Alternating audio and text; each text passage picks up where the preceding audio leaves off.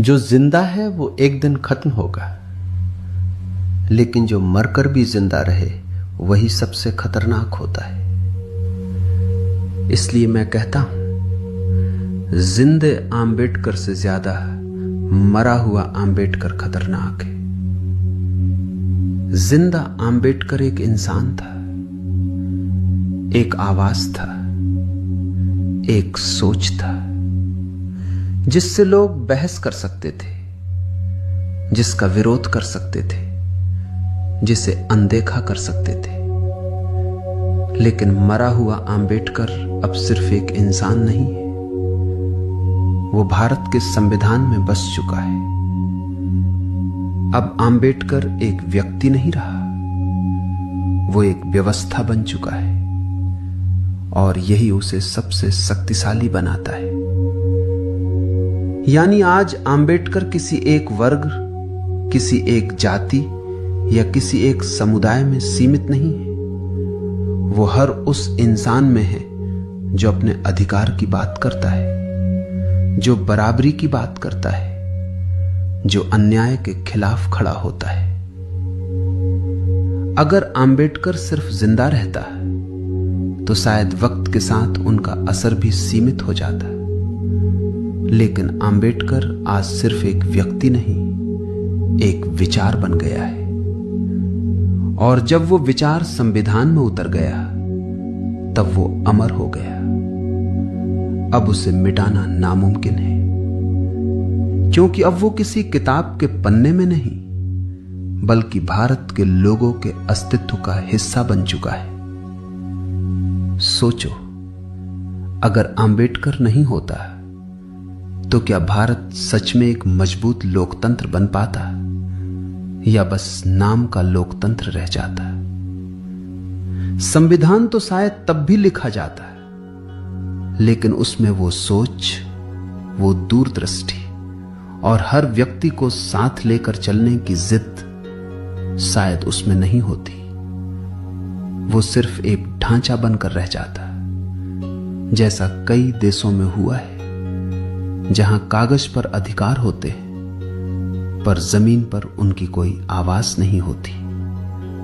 और तब सत्ता कुछ हाथों में सिमट जाती और बाकी समाज बस उसे सहता रहता, खासकर महिलाएं। और सबसे बड़ी बात, महिलाओं के लिए जो बदलाव आए वो भी शायद कभी नहीं आते। हिंदू कोड बिल के जरिए आम्बेडकर ने महिलाओं को संपत्ति, विवाह और तलाक का अधिकार देकर समाज में पुरुष के बराबर समान स्थान दिलाने की नींव रखी। यह सुधार किसी एक जाति या वर्ग के लिए नहीं था, यह हर उस महिला के लिए था जिसे सदियों से परंपराओं के नाम पर सीमित किया गया था। ब्राह्मण महिलाएं भी इससे अछूती नहीं थीं, वो भी उन्हीं बंधनों में बंधी थीं जहां परंपरा के नाम पर उनकी स्वतंत्रता को दबा दिया जाता था। आम्बेडकर ने सिर्फ संविधान नहीं दिया, बल्कि समाज को यह भी सिखाया कि औरत की गरिमा के साथ कोई समझौता नहीं हो सकता। आम्बेडकर ने यह साबित किया कि अधिकार किसी एक वर्ग की संपत्ति नहीं होते, वो हर इंसान का हक होते हैं।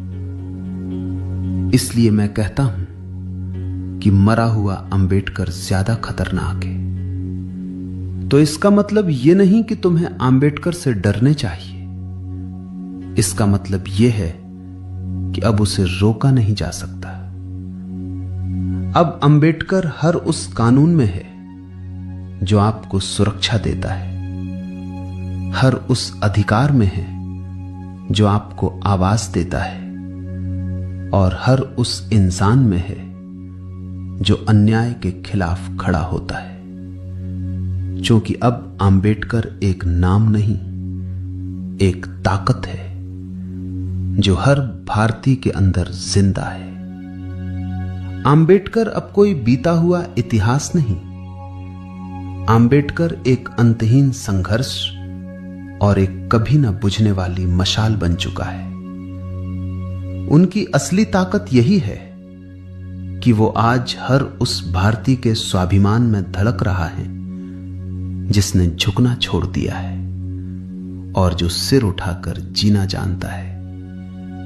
और एक बात जो अक्सर लोग समझ नहीं पाते, भारत की असली मजबूती उसकी ताकतवर सेना या उसकी बड़ी जनसंख्या में नहीं, बल्कि उसके संविधान में है।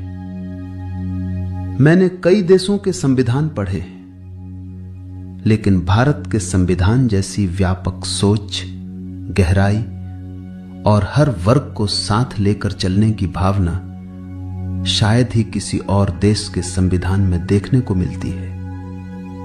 यह सिर्फ कानूनों का संग्रह नहीं है, यह एक ऐसी जीवित व्यवस्था है जो हर व्यक्ति को बराबरी, स्वतंत्रता और न्याय का भरोसा देती है। और यही वजह है कि भारत आज भी एक लोकतंत्र के रूप में खड़ा है, क्योंकि इसकी नींव सिर्फ सत्ता पर नहीं बल्कि संविधान पर टिकी हुई है।